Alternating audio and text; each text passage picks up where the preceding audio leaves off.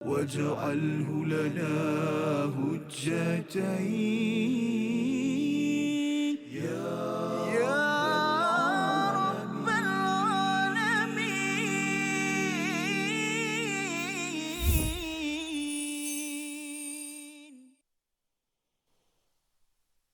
مثل ما ينفقون في هذه الحياة الدنيا كمثل ريح فيها صر أصابت حرث قوم ظلموا أنفسهم فأهلكت وما ظلمهم الله ولكن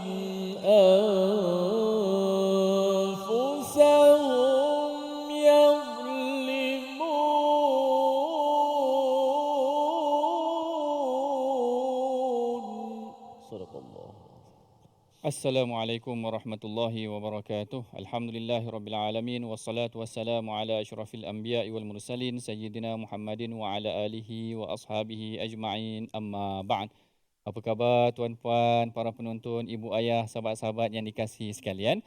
Mudah-mudahan kita semua berada dalam keadaan yang sihat sejahtera, dilimpahi dengan rahmat Allah Subhanahu Wa Taala dalam proses pengajian berkenaan tentang Al-Quran. Kita bertemu lagi dalam rancangan My Quran Time, Quran Salat Infak. Rancangan kali ini pada hujung minggu ini kita akan membicarakan ataupun kita akan membawa kepada sesi ulang kaji pengajian kita daripada halaman ke-65 hinggalah halaman yang ke-66, yang mana dalam muka surat ataupun halaman ini kita akan membincangkan isu-isu yang menarik yang saya kira selepas daripada ini kita akan masuk kepada sesi ulang kaji kita dalam hari ini, insya-Allah. Baik, sebelum itu seperti biasa bersama dengan saya pada hari ini Ustaz Tirmizi Ali kita. Apa khabar Ustaz? Baik, Alhamdulillah. Alhamdulillah. Sihat Ustaz Alhamdulillah sihat. Betul ya? Alhamdulillah. Ya, kalau tuan-puan tengok Ustaz Tirmizi ini bukan sahaja dia seorang qori yang terkenal, tetapi juga saya baru tahu dia juga boleh bernasyid sebelumnya, boleh bernasyid juga. Dia dah terikut-ikut juga dengan Ustaz Tirmizi kita, Ustaz Tirmizi kita. Dan kalau kita ada qori, kita seperti biasa juga pada sesi ulang kaji ini kita ada juga ilmuwan kita, tokoh ilmuwan yang kita jemput untuk sesi ulang kaji kita pada hari ini adalah Dr. Hafiz Muhammad Hafiz Saleh. Apa khabar Dr. Hafiz? Alhamdulillah sihat Dr. Alhamdulillah. Dr. Hafiz merupakan pengarah Pusat Islam USIM yang kalau tidak silap saya maknanya pengarah ni pengerusi ke atau macam mana? Macam mana dia punya? Kalau ikutkan kedudukan dia tu seperti pengerusi masjid. Pengerusi masjid. Masya-Allah, masya-Allah, yang menyusun, yang menentukan program-program di masjid lah. Ya, di Masjid USIM dan juga seluruh kampus insya-Allah. Masya-Allah. Itu dia Dr. Hafiz kita, seorang yang pakar juga dalam penyelidikan berkaitan tentang tahfiz dan juga tentang tafsir Al-Quran juga. InsyaAllah beliau akan bersama dengan kita pada hari ini membincangkan ayat-ayat yang daripada halaman ke-65 dan ke-66 ini. Dan bagi memulakan pengajian kita, mari sama-sama tuan-puan kita bacakan sedikit doa ringkas. Subhanaka la ilma lana illa ma 'allamtana innaka antal alimul hakim. Rabbi zidni ilma. Mudah-mudahan Allah Taala menambah lagi ilmu pengetahuan kita pada hari ini. Seperti biasa kita buka pada halaman yang ke-65. Kalau tadi permulaannya Ustaz Tirmizi telah pun baca. Yang ni kita punya sesi ulang kaji yang pertama. Ustaz Tirmizi telah baca ayat yang ke-117. 117 ni membayangkan Allah Ta'ala memperumpamakan pemberian ataupun sumbangan yang diberikan oleh orang-orang kafir ini adalah seumpama angin sejuk. Dalam penterjemahannya adalah ibarat angin yang mengandungi hawa yang sejuk yang menimpa tanaman sesuatu kaum yang menzalimi diri mereka sendiri. Jadi saya nak tanyalah pada Dr. Hafiz kita, pada ayat yang ke-117 ni, kalau sebelum ini dalam surah Baqarah mungkin Allah Ta'ala ataupun dalam surah yang lain Allah Ta'ala gambarkan sumbangan umat Islam ni seumpama habbah. Kan maknanya dia berkembang. Tetapi sumbangan orang kafir ini diumpamakan seperti angin yang sejuk. Itu sebenarnya apa yang dimaksudkan dengan angin yang sejuk ini ataupun apakah hikmah penggunaan elemen angin di sini?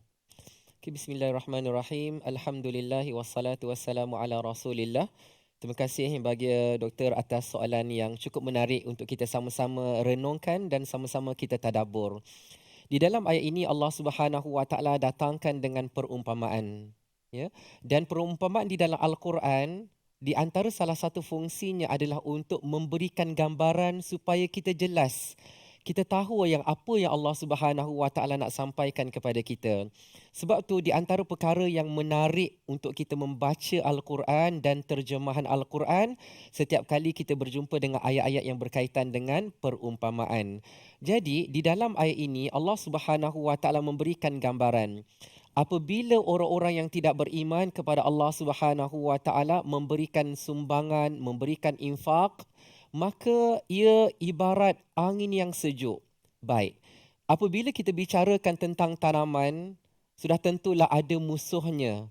Tanam-tanaman yang akan dihancurkan oleh angin yang sejuk. Seolah-olah Allah Subhanahu Wa Taala nak tunjukkan bila mana seorang petani, contohnya, berusaha dengan begitu gigih, berusaha dengan begitu susah untuk memastikan hidupan ia itu hidup dan bermanfaat, tetapi ada yang akan merosakkannya, salah satunya adalah angin yang sejuk. Jadi Allah Subhanahu Wa Taala nak tunjukkan bahawa sekiranya orang-orang yang tidak beriman kepada Allah Subhanahu Wa Taala, sekalipun mereka infak, maka ia tidak dihitung di sisi Allah Subhanahu Wa Taala, tidak ada ganjaran untuk mereka di akhirat nanti. Jadi bila mana Allah Subhanahu Wa Taala sebutkan seperti angin yang mengandungi hawa yang sangat sejuk, itu adalah gambaran betapa tanam-tanaman mereka ataupun infak mereka itu akan hancur binasa dan tidak ada nilainya di sisi Allah Subhanahu Wa Taala. Baik, terima kasih Ustaz Hafiz. Maknanya gambaran mengenai tentang angin ini, dia tidak semestinya angin itu mendatangkan elemen kebaikan jugalah. Maknanya dalam gambaran kali ini, orang beranggapan mungkin sumbangan ni maknanya semuanya yang baik. Tetapi sumbangan orang kafir ni tadi maknanya dia tidak memberikan manfaat buat diri mereka sendiri. Maknanya sumbangan mereka sia-sia sahajalah. Betul. Masya Allah. Tetapi kalau kita ikutkan daripada segi tadi itulah sebagaimana yang doktor sebutkan, angin yang membawa unsur negatif yang menghancurkan tanam-tanaman mereka. Baik. Berbalik kepada soalan doktor tadi, adakah semuanya tidak dikira? Sebenarnya ada hadis yang sahih di dalam Sahih Muslim bahawa Rasulullah SAW bersabda bahawa kebaikan-kebaikan yang dilakukan oleh orang-orang yang kafir, yang tidak beriman kepada Allah Subhanahu Wa Taala, ada nilainya, tetapi balasan itu hanya akan diterima di dunia saja. Bahkan kata baginda SAW, maka ia tidak ada lagi nilai dan ganjaran di akhirat nanti. Masya Allah. Sebab itulah kalau saya teringat Rasulullah SAW pernah terkenangkan jasa daripada seorang pembesar daripada Quraisy juga, yang mana kalau Rasulullah kata kalau dia minta aku akan beri kerana sumbangannya itu tadi, tapi ialah balasannya hanya pada di dunia sahajalah. Jadi itu sedikit tuan-puan penjelasan daripada Dr. Hafiz kita mengenai tentang ayat yang ke-117, perumpamaan yang ditampilkan oleh Allah Ta'ala mengenai tentang sumbangan daripada orang-orang kafir, yang mana kebaikannya akan diterima di dunia tetapi balasannya di sisi Allah Ta'ala akan jadi sia-sia semata-mata. Kita masuk kepada ayat yang ke-118 mengenai tentang perkataan yang digunakan di sini adalah bitanah. Sebelum tu mungkin Ustaz Timizi kita boleh baca sedikit ayat yang ke-118 insya-Allah. Boleh insya-Allah. A'udzubillahi minasyaitonir rajim. Ya ayyuhalladzina amanu la tattakhidhu bitanatan min dunikum la ya'lunakum khabalan waddu ma 'anittum qad badatil baghdha'u min afwahihim waddu ma 'anittum qad badatil البغضاء من أفواههم وما تخفي صدورهم أكبر قد بينا لكم الآيات إن كنتم تعقلون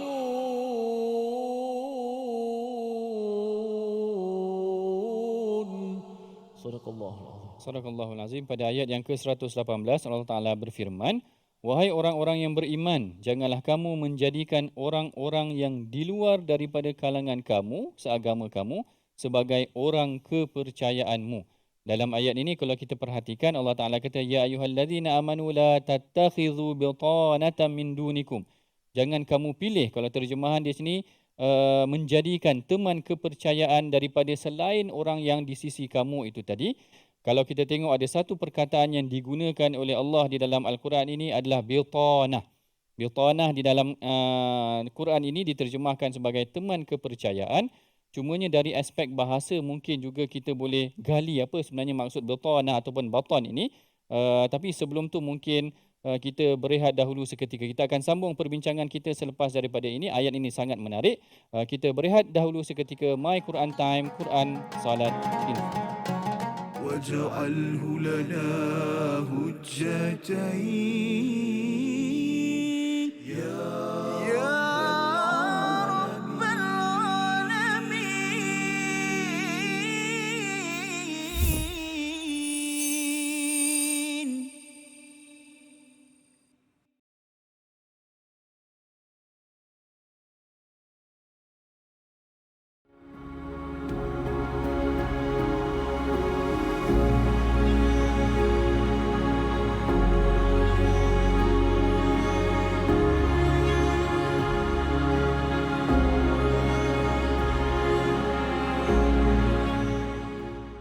Al-Quran.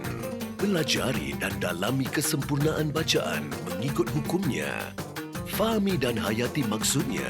Amalkan dan jadikannya sebagai panduan kehidupan. Bukan hanya kita belajar tadabbur, bahkan kita akan belajar tajwid secara mendalam dan ada segmen hafazan. Saksikan episod baharu My Quran Time 2.0 setiap hari 12.30 hari di TV9 juga di saluran Astro 149. ما جاهنا وارزقنا تلاوته.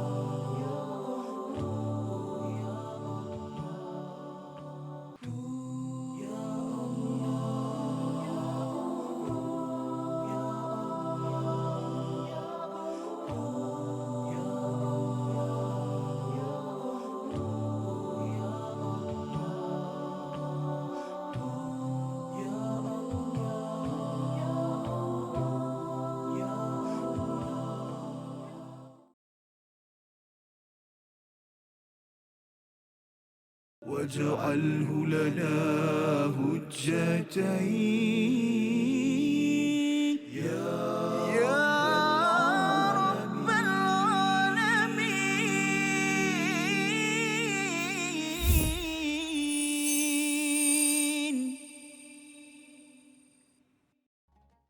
Alhamdulillah, bertemu kita lagi dalam rancangan My Quran Time, Quran, Salat, Infak. Kalau sebelum ini sesi tadi kita telah membicarakan ayat yang ke-118 yang mana kita masuk pada perkataan ataupun kita berhenti pada perkataan bitanah. Bitanah ni sebenarnya saya nak tanyalah pada Dr. Hafiz apa maksudnya dari aspek bahasa, kenapa dia kalau dalam Quran ni diterjemahkan sebagai teman kepercayaan. Kalau kita belajar bahasa Arab, bitanah ni itu ke terjemahannya atau sebenarnya apa maksud dia?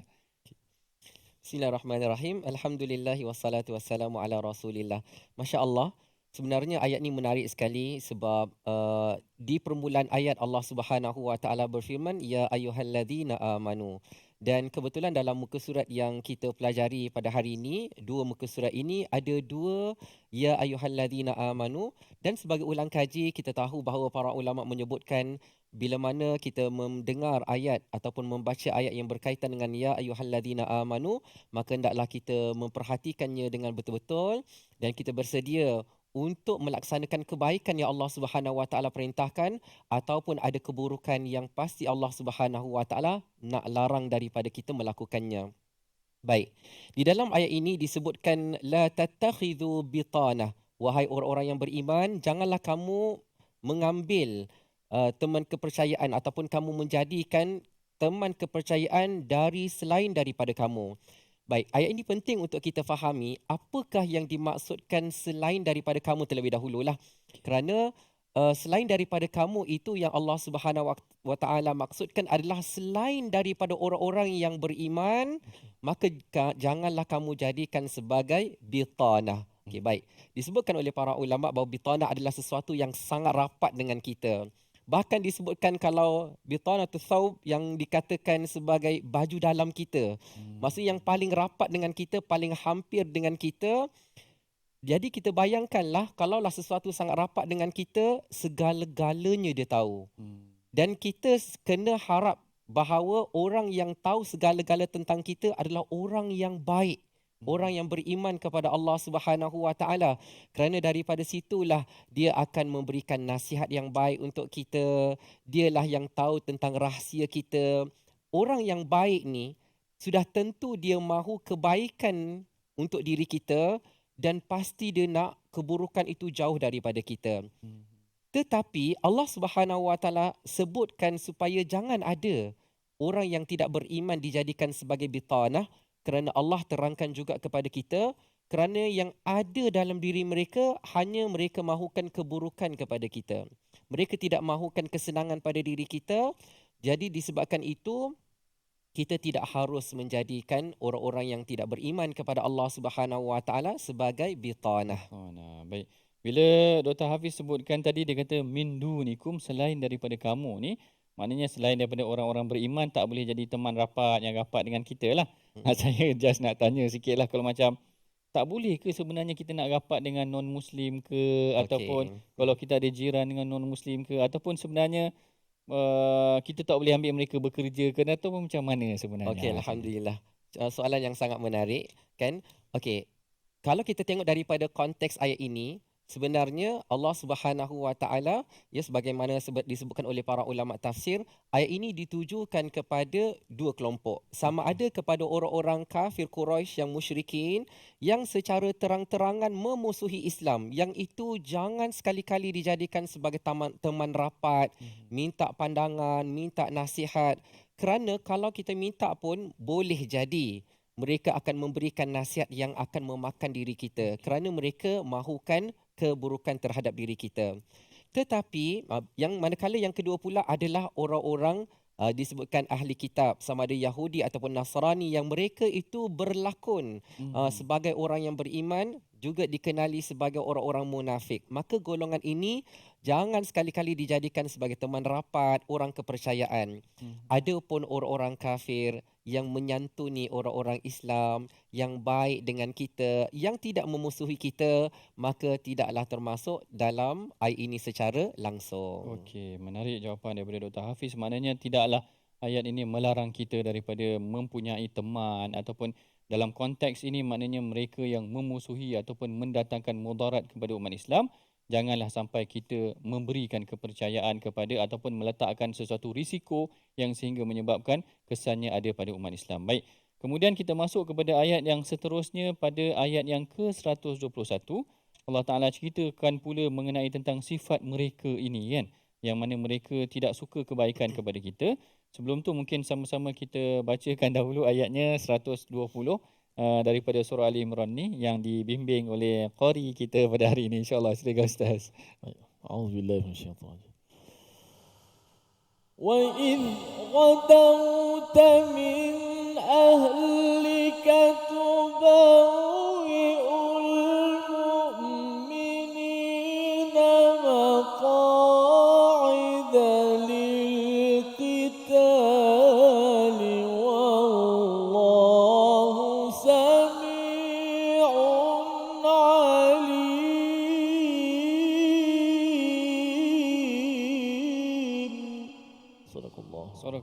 Astagfirullahalazim, pada ayat yang ke-21 Allah Taala mengingatkan mengenai tentang insiden yang berlaku pada perang Uhud, iaitu dan ketika engkau Muhammad bertolak pada pagi hari meninggalkan keluargamu untuk mengatur orang-orang beriman pada medan pertempuran, Allah Maha mendengar lagi Maha mengetahui. Ini mengenai tentang bagaimana Rasulullah bergerak ke medan perang, persiapan untuk menuju ke perang Uhud. Tetapi yang menarik juga sebelum itu adalah perbincangan mengenai tentang sifat, salah satu daripada sifat orang yang memusuhi orang beriman juga. Allah Ta'ala sebutkan, in tamsaskum hasanatun tasuhum. Jika kamu memperolehi kebaikan, mereka bersedih. Kat sini kita nak tanya tentang istilah yang Allah Ta'ala gunakan di sini adalah in tamsaskum hasanatun tasuhum, iaitu bila kamu ditimpa kebaikan. Perkataan yang digunakan adalah tamsas, macam pegang.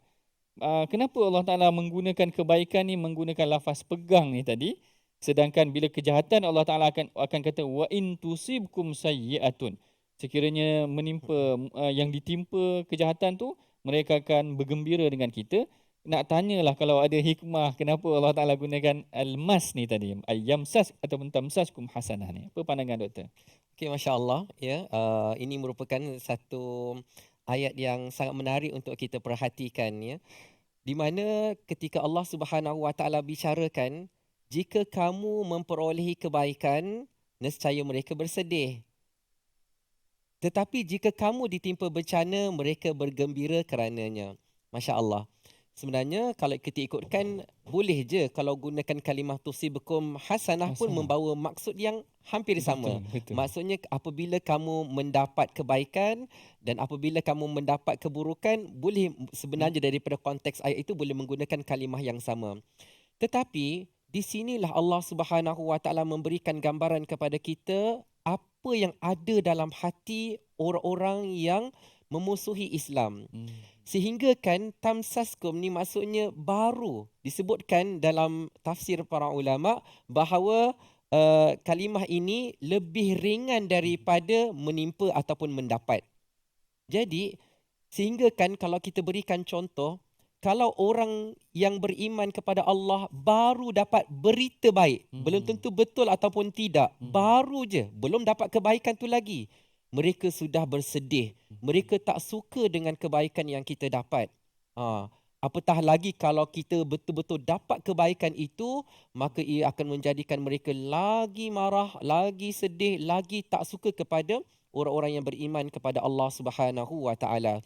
Sebaliknya, apa yang mereka suka adalah sekiranya orang-orang yang beriman kepada Allah Subhanahu Wa Taala ditimpa musibah, sama ada kalah dalam peperangan, sama ada ditimpa kesakitan, maka itulah yang menggembirakan mereka. Jadi serba sedikit kita dapati bahawa kalaupun baru khabar sahaja yang baik, mereka dah tak suka, apatah lagi kalau kita betul-betul mendapat kebaikan ataupun kemenangan daripada Allah Subhanahu Wa Taala. Masya-Allah, menarik huraiannya. Maknanya in tamsaskum ni gambaran yang lembut walaupun belum sampai lagi, walaupun belum menyentuh lagi. Sebab saya teringat juga dalam surah yang lain yang Allah Taala kata in yamsaskum qarah. Maknanya qarah tu kekerasan ataupun musibah juga. Maknanya dalam erti kata yang lain, kalaulah yang menimpa umat Islam ni, dialognya Allah Ta'ala akan berikan secara lembut. Maknanya yang datang baik pun, walaupun sedikit pun orang dah tak suka dah.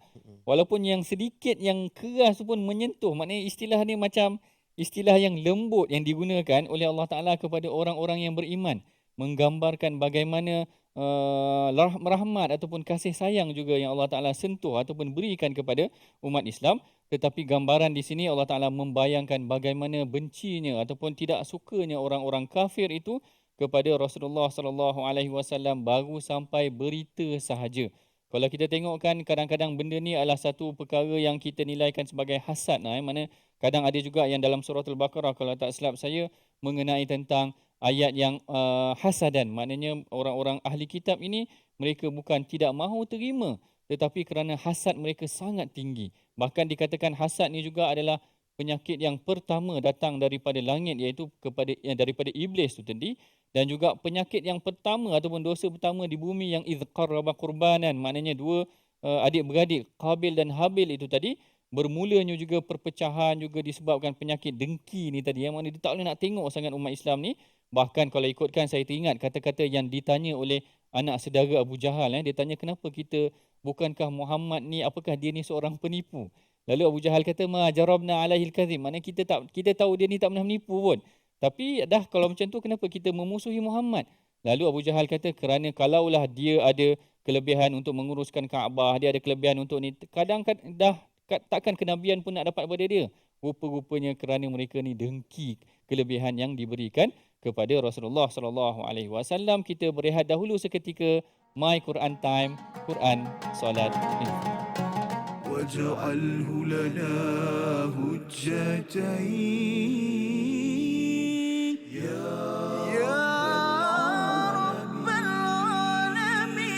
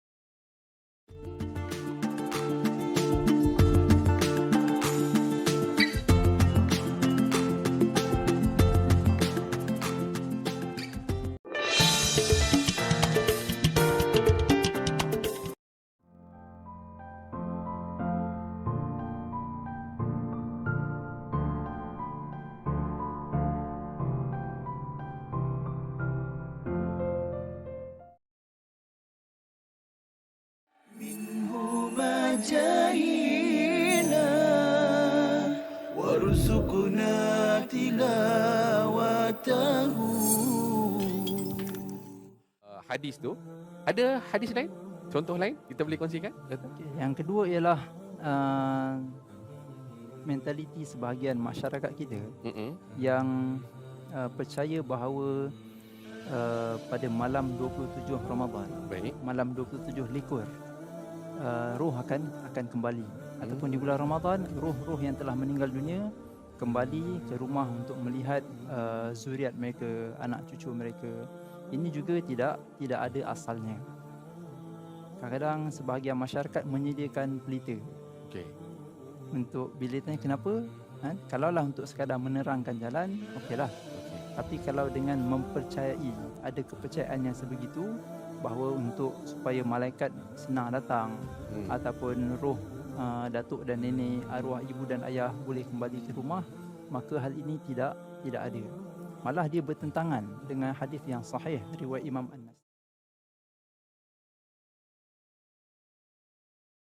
واجعله لنا هجتين يا رب العالمين.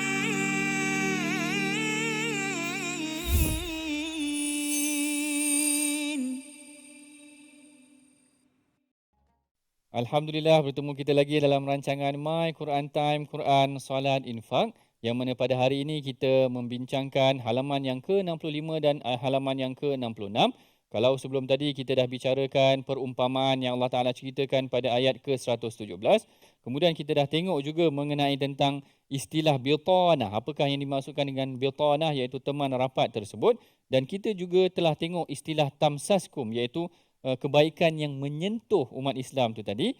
Cuma pada ayat yang ke-119 saya rasa perumpamaan yang digambarkan oleh Allah Ta'ala tu agak menarik juga untuk kita tanyakan kepada panel kita, tokoh ilmuwan kita pada hari ini, iaitu gambaran kepada bagaimana Allah Ta'ala gambarkan orang-orang kafir ini, orang-orang yang tidak menyukai umat Islam ni tadi.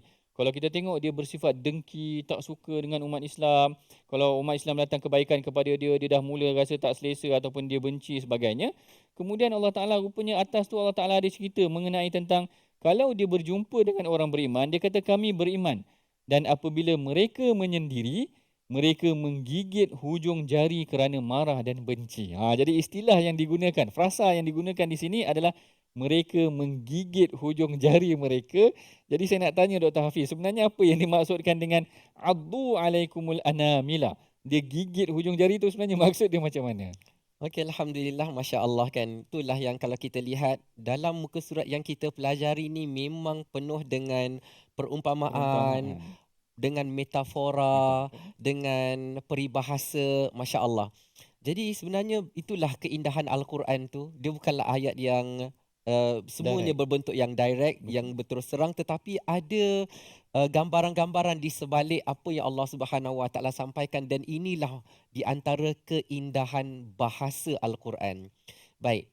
Bila doktor bertanya tadi wa idza khalau addu alaikumul anamila minal ghaith, yang bermaksud dan apabila mereka menyendiri mereka menggigit hujung jari kerana marah dan benci kepadamu. Baik. Kita sendiri dalam peribahasa kita, bila kita sebutkan menggigit jari, menggambarkan betapa marah sebenarnya. Okey. Betapa dengki, betapa tak suka. Bukanlah bermaksud supaya kita tidak salah faham.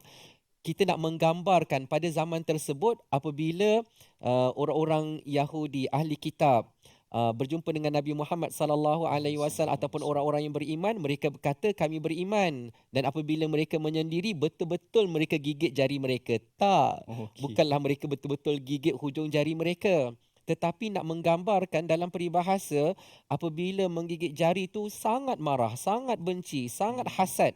Kerana apabila mereka terutamanya berada di Madinah Al-Munawwarah, mereka dapat melihat sendiri kesenangan yang dikecapi oleh umat Nabi Muhammad sallallahu alaihi wasallam.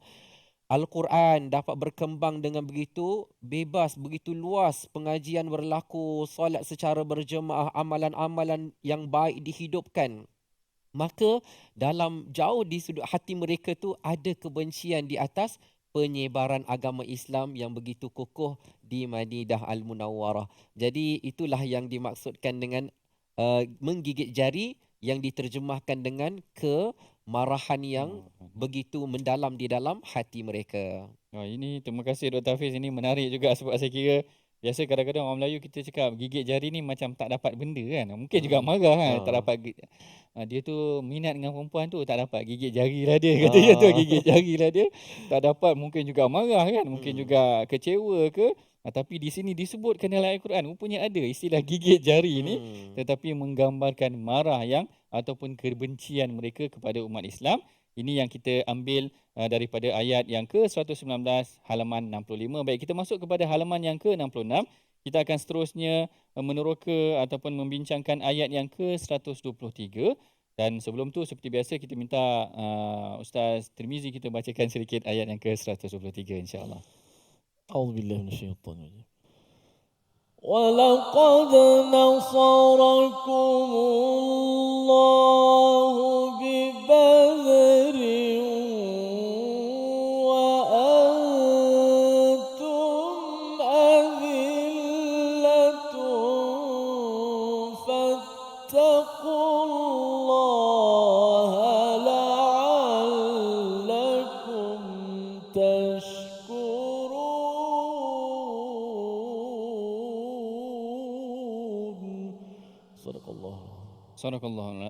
Sadaqallahul Azim. Ayat 123, dan sesungguhnya Allah telah menolong kamu dalam perang Badar, padahal kamu dalam keadaan lemah. Kerana itu bertakwalah kepada Allah agar kamu bersyukur. Ayat ini saya kira antara mungkin satu-satunya juga ayat yang menyebutkan secara spesifik tentang perang Badar. Maknanya dalam surah yang lain mungkin tidak ada disebutkan tentang surah ataupun tentang ayat ataupun perkataan Badar itu sendiri. Dan kalaupun dalam suratul Anfal banyak menceritakan tentang insiden-insiden yang berlaku dalam perang Badar, saya kira mungkin tidak disebutkan perkataan Badar itu. Kalau yang ada pun mungkin Yaumul Furqan.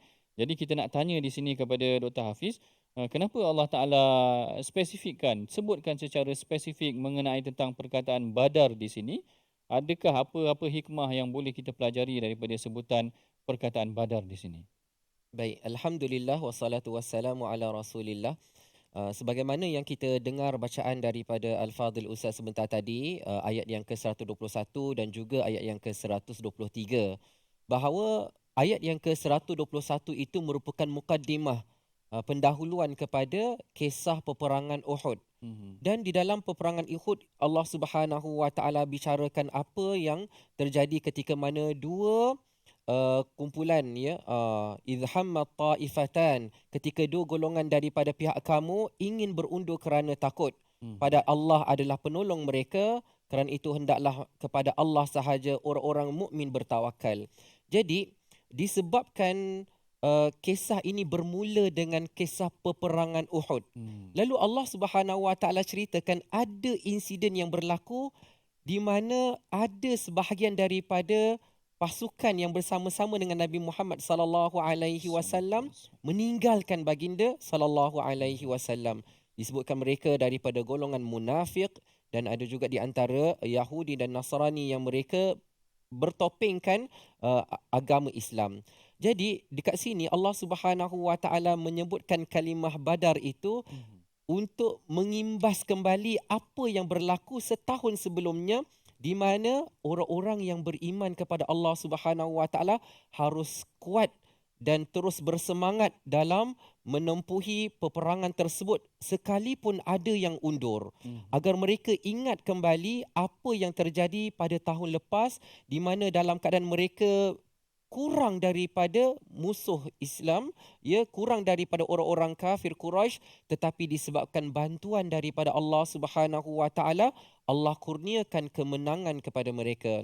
Jadi seolah-olah ayat ini memberikan kekuatan kepada mereka untuk terus berjuang dan berhadapan dengan musuh dan mengharapkan bantuan daripada Allah Subhanahu Wa Taala. Masya-Allah, masya-Allah. Maknanya yang ini juga antara salah satu perang yang disebutkan dalam Al-Quran.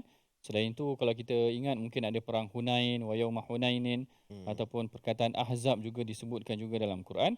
Sebenarnya kalau zaman moden ni kalau di USIM tu dalam pengajian orientalis ni sendiri, dia banyak macam-macam teori. Dia akan kata sebenarnya Quran ni orang kemudian yang karang lah, bukan Muhammad yang karang, Rasulullah yang macam-macam.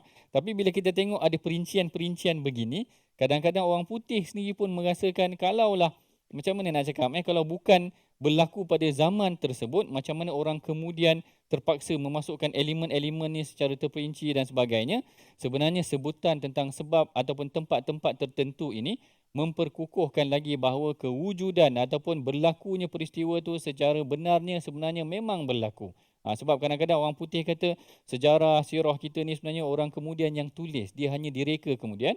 Tapi kalau nak kata reka kemudian, ini memang dah ditulis dalam Quran. Badarnya, kisah Rasulullahnya, perincian-perincian cerita-cerita itu menggambarkan dia bukanlah satu perkara yang dikarang selepas daripada itu, tetapi menggambarkan tentang apa yang berlaku pada zaman Rasulullah SAW itu benar-benar berlaku, sehingga disebutkan sendiri oleh Allah Subhanahu Wa Taala di dalam Al-Quran. Dan ini adalah menarik juga kalau orang kata apakah sumber pengajian sirah. Sebenarnya sumber pengajian sirah yang pertama, yang paling utama sebenarnya adalah Quran sendiri, kan. Maknanya dalam Quran ni sebenarnya macam-macam cerita. Dan itu adalah satu elemen ataupun satu perkara yang penting yang harus kita belajar, bahawa kisah adalah perkara yang antara terbanyak diceritakan dalam Al-Quran, menunjukkan ia satu perkara yang perlu disampaikan ataupun dididik kepada masyarakat. Sehingga itu kalau kita tengok ada orang baca bedtime story, katakan bedtime story tu dia bacalah cerita apa-apa. Kalau orang putih ada bedtime story dia, maka kita ada kisah-kisah para sahabat yang perlu kita ceritakan. Bukan ceritakan benda yang tak sewajarnya pun ataupun benda yang mungkin tidak berkaitan. Alangkah baiknya kalau kita boleh sampaikan perkara ini kepada anak-anak kita, kepada masyarakat kita. Kisah-kisah yang benar ini sepatutnya yang tersemat di dalam hati mereka. Kita berehat dahulu seketika. Kita akan teruskan lagi perbincangan selepas daripada ini. My Quran Time, Quran, Salat, Info. واجعله لنا هجتين يا رب العالمين.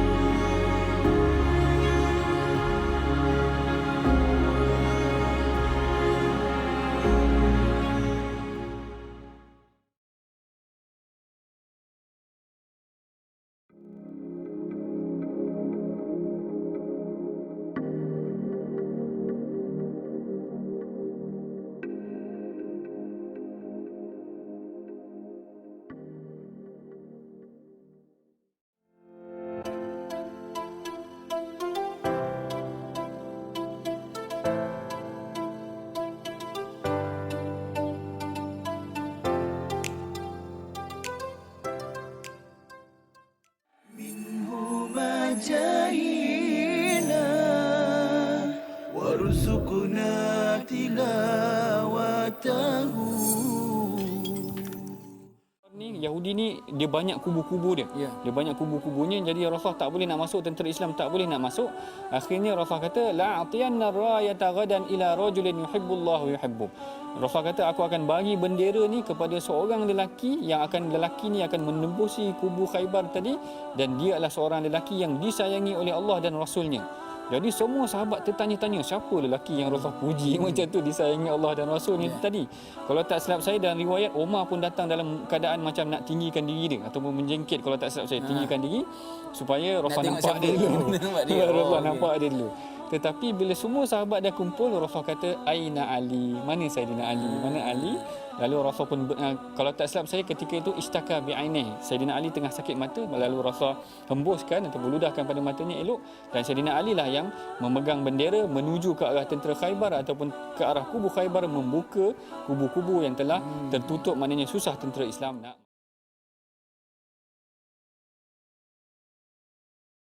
واجعله لنا هجتين يا رب العالمين.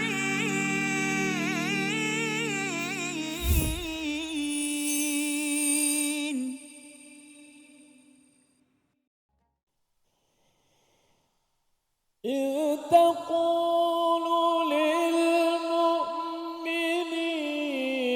ألن يكفيكم أن يمدكم ربكم بثلاثة آلاف من الملائكة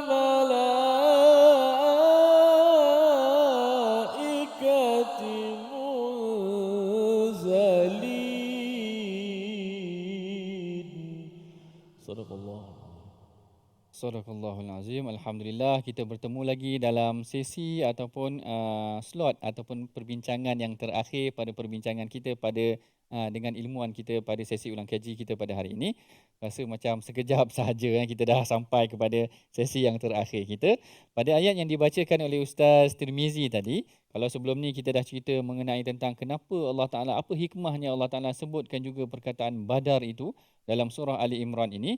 Kali ini kita masuk pada ayat yang ke-124 yang mana Allah Ta'ala menceritakan tentang bagaimana telah datang. Allah Ta'ala kata, adakah tidak cukup bagimu bahawa Allah membantumu dengan 3,000 malaikat yang diturunkan dari langit.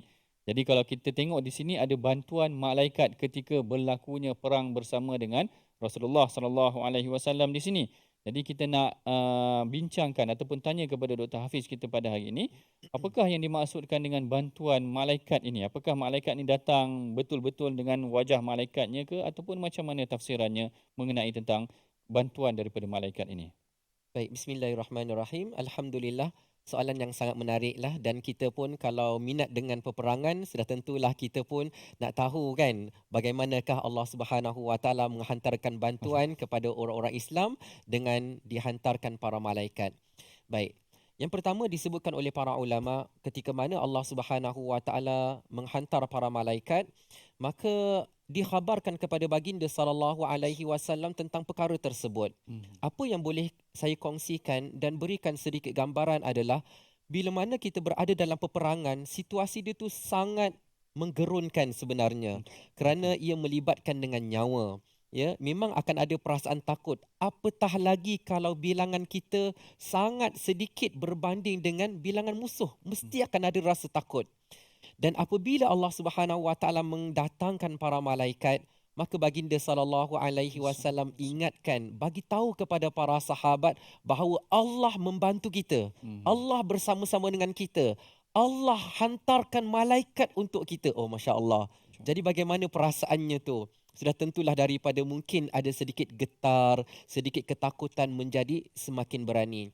Maka disebabkan itulah para ulama menyebutkan bahawa yang dimaksudkan dengan dihantar para malaikat itu adalah memberikan sabat, keyakinan dan kekuatan dalaman diri para sahabat radhiyallahu anhum supaya tidak berundur dan terus berjuang ke hadapan. Itu yang pertama. Manakala disebutkan juga yang kedua adalah Allah Subhanahu Wa Taala menghantar para malaikat juga sebagai menghidupkan rasa gerun di dalam hati orang-orang yang tidak beriman kepada Allah Subhanahu Wa Taala. Rasa gerun yang ada di dalam hati orang-orang kafir Quraisy. Walaupun mereka tahu bahawa bilangan orang-orang Islam itu sedikit, tetapi mereka rasa gerun, mereka rasakan seolah-olah ramai yang sedang memberi sokongan kepada umat Nabi Muhammad sallallahu alaihi wasallam daripada kalangan para sahabat radhiyallahu anhum. Selain daripada itu, sidang penonton yang dirahmati Allah Subhanahu Wa Taala, disebutkan juga oleh para ulama ketika mengumpulkan hadis-hadis, ya, kerana dalam peristiwa peperangan Badar itu merupakan peristiwa yang besar. Jadi para ulama bila mana mengumpulkan hadis-hadis menunjukkan bahawa pertolongan Allah dengan bantuan malaikat ni perkara yang azim, perkara yang hebat. Cuma yang di antara perkara yang disebutkan adalah ada di antara para sahabat radhiyallahu anhum ketika mana mereka sedang berjuang itu, ada di antara mereka yang dapat merasakan ketika mana mereka nak buat pukulan. Ya. Dan mereka nak buat pukulan itu dan dapat mereka rasakan bahawa belum sampai lagi pukulan itu kepada musuh, tetapi mereka lihat musuh telah tersungkur. Seolah-olah mereka dapat rasakan bahawa di situlah datangnya pertolongan Allah Subhanahu Wa Taala, dan sebagian para ulama menyebutkan bahawa itu di antara bentuk pertolongan malaikat yang Allah Subhanahu Wa Taala hantarkan, dan bukanlah yang digambarkan, maksudnya datang 1000 tu nampaklah pasukan perang tu sekali. Wallahu a'lam. Masya-Allah, masya-Allah. Menarik, maknanya penghuraiannya boleh dibahagikan kepada beberapa bahagian juga. Yang pertama, bantuan itu datang dalam bentuk keseronokan, perasaan, jiwa yang ditanamkan oleh Allah Ta'ala kepada orang-orang yang beriman. Kemudian dicampakkan rasa gerun kepada musuh, dan kemudian juga mungkin juga bantuan itu datang secara fizikal, iaitu belum tumbuk lagi dah kena tumbuk, katakan begitu. Cuma sebelum akhir perbincangan kita ini, ada satu soalan yang saya suka untuk kita bincangkan juga pada ayat yang ke-130 yang terakhir ini, iaitu mengenai tentang atas ni. Halaman ni dah cerita tentang perang dah semua. Cerita-cerita semua tentang perang, tiba-tiba ayat 130 tu Allah Ta'ala cerita tentang hukum riba.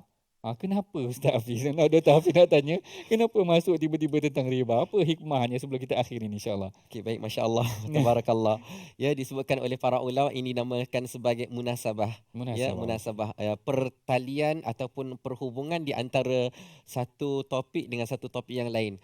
Secara mata kasarnya kita tak nampak apa-apa. Betul. Secara asasnya, kita mungkin dah rasakan, dah selesai cerita tentang peperangan Uhud. Okey, bawa pula satu kisah yang baru ataupun topik yang baru, iaitu pengharaman ataupun Allah melarang orang-orang yang beriman daripada melibatkan diri dengan riba.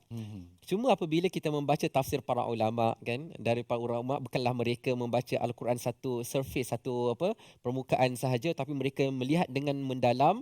Maka ada di dalam ayat Al-Quran Allah Subhanahu Wa Taala bicarakan dalam suratul Baqarah ketika Allah melarang tentang riba, dan Allah Subhanahu Wa Taala sebutkan fa illam taf'alu fa'dhanu biharbin minallahi wa rasulih. Seolah-olah ada kaitan bahawa di dalam pengharaman riba ini Allah Subhanahu Wa Taala ingatkan bahawa sesiapa yang enggan meninggalkannya, dia nak juga berurusan dengan riba, dia nak lagi meraih keuntungan dengan riba, dia nak juga, maka seolah-olah Allah Subhanahu Wa Taala katakan maka mereka itu sedang berperang dengan Allah dan berperang dengan Nabi Muhammad sallallahu alaihi wasallam. Jadi sebagaimana kita dah ceritakan tadi, peperangan Badar, peperangan Uhud, di antara orang-orang Islam memerangi orang-orang kafir, maka dalam ayat ini Allah Subhanahu Wa Taala memerintahkan supaya kita memerangi juga amalan riba yang dibenci oleh Allah Subhanahu Wa Taala. Masya-Allah, menarik huraian kesimpulan yang dibawa oleh Dr. Hafiz. Saya kira ini adalah sesi perbincangan kita yang agak padat juga. Tak sampai, rasa macam sekejap sahaja perbincangan, banyak lagi persoalan yang ingin dilontarkan. Bagi memberkati pengajian kita pada hari ini, mudah-mudahan Allah Ta'ala manfaatkan ilmu yang telah disampaikan kepada kita. Kita jemput juga Dr. Hafiz kita untuk mengakhirinya dengan bacaan doa. Doa ringkas insya-Allah daripada Dr. Hafiz, insya-Allah. Bismillahirrahmanirrahim. Alhamdulillahirabbil alamin, wassalatu wassalamu ala asyrafil anbiya'i wal mursalin wa ala alihi wa sahbihi ajma'in. Amin. Allahumma inna nas'aluka ilman nafi'a wa rizqan tayyiba wa amalan mutaqabbala. ربنا آتنا من لدنك رحمة وهيئ لنا من أمرنا رشدا Amin. ربنا آتنا في الدنيا حسنة وفي الآخرة حسنة وقنا عذاب النار Amin. وصلى الله على سيدنا محمد وعلى آله وصحبه وسلم والحمد لله رب العالمين. Alhamdulillah, begitulah menariknya kupasan daripada Al-Fadhil Dr. Hafiz, juga bagaimana moderator kita, insya-Allah Dr. Ahmad Sanusi. Alhamdulillah di atas pencerahan daripada muka surat yang ke-65 dan juga 66 ini, moga-moga kita semua dapat amalkan atau mengambil pengajaran besar bagaimana bila pertolongan Allah Subhanahu Wa Taala itu datang, tidak ada yang mampu menandinginya, tidak ada yang mampu yang lari daripadanya, dan Allah Subhanahu Wa Taala Maha berkuasa. Alhamdulillah. Itu kita nak mengajak semua sahabat-sahabat untuk sama-sama dalam tabung gerakan Al-Quran, sama-sama kita sebarkan dan memberi sumbangan dalam bidang Al-Quran ini supaya disebar dalam negara kita. Mudah-mudahan sahabat-sahabat kita di luar sana dapat sama-sama mengaji Al-Quran, belajar Al-Quran, memahami Al-Quran. Boleh juga scan di QR code yang tertera di skrin kita. Mudah-mudahan dapat memudahkan urusan kita lagi. Alhamdulillah. Terima kasih sekali lagi pada Fadhil Dr. Hafiz di atas pencerahan dan tadaburnya, dan juga moderator kita yang sentiasa mencerahkan kita dan juga menceriakan kita semua. Alhamdulillah, sehingga kita bertemu lagi dalam episod yang akan datang dalam My Quran Time, Quran, Salat dan Infak. Assalamualaikum warahmatullahi wabarakatuh.